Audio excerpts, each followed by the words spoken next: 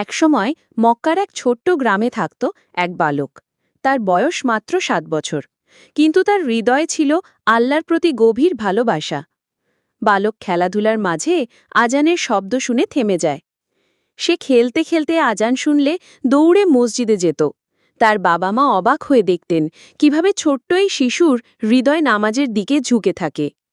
রাতের আকাশ, চাঁদের আলো, বালক কুরআন পড়ছে। এক রাতে সবাই যখন ঘুমিয়ে পড়েছে, বালক নিঃশব্দে কুরআন খুলে পড়তে লাগল। তার ঠোঁট নড়ছিল ধীরে ধীরে, লা ইলাহা ইল্লাল্লাহ মোহাম্মদুর রাসূলুল্লাহ। সে অনুভব করছিল যেন আল্লাহ তার কাছে খুবই নিকটে। গ্রামের কয়েকজন মানুষ দুঃখ কষ্টে।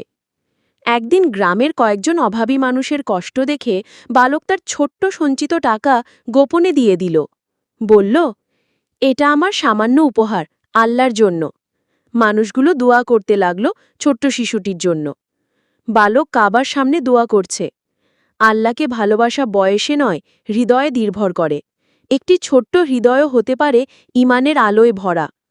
আমরা যদি এই ছোট্ট শিশুর মতো ঈমান, নামাজ আর দানকে আঁকড়ে ধরি, তাহলে আল্লাহ আমাদের জীবনও আলোয় ভরিয়ে দেবেন।